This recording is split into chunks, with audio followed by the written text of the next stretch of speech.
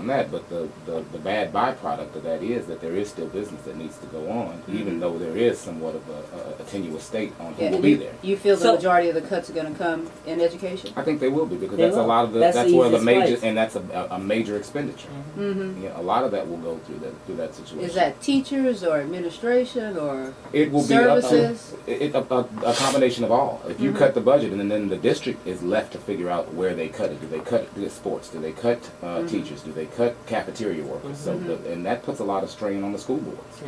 Because you can get away by saying, we ain't paying for this no more. You got to find someplace else to pay for this. And so you go like, oops, how we pay for the water in the bathroom? Yeah.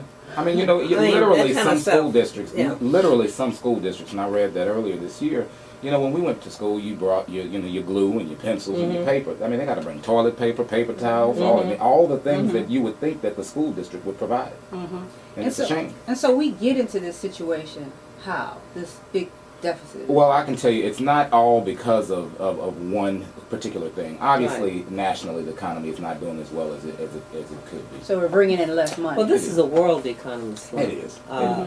I was reading stuff on England yesterday, and they sound like America, what they were talking about. It is. The problem is, I mean, it's global right now. I mean, so it ain't all Obama's fault. Absolutely not, and people will have you believe that. And I can tell you, it took a long time for us to get where we are. I mean, it's hard to believe that 20 months we can get out of all of it. It's not a magic wand to be waved out there. Well, you can if you just can run everything. If you can just say, okay, y'all give me all the money, and just throw away all that other stuff you was playing with. Oh yeah, if you have enough money to do whatever you want, you just tax people out of the homes, tax people out of everything, then it's easy to fix. And then we could have what they used to call a revolution. All right. Anyway, but Controller Green, have you been? What books are you now written up in as far as historical? That's a very good question. I try not to be a self-promoter, and if it comes out, I've been getting some good press. I'll admit. I mean, and it's only because I've got some good people who've been doing some good work, and I don't really play into the being the first, whatever. I like to think I'm one of the most competent we ever had as well, and that's no disrespect to anybody else there. But I know that I did what all y'all told me to do. I went, I got educated, I came, I served my community.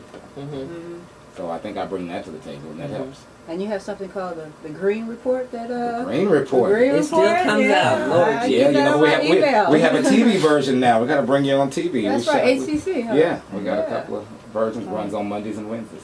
Okay, so you'll help me answer these questions people don't know. Oh, I will. Okay, y'all, thanks for giving us the latitude that we took there.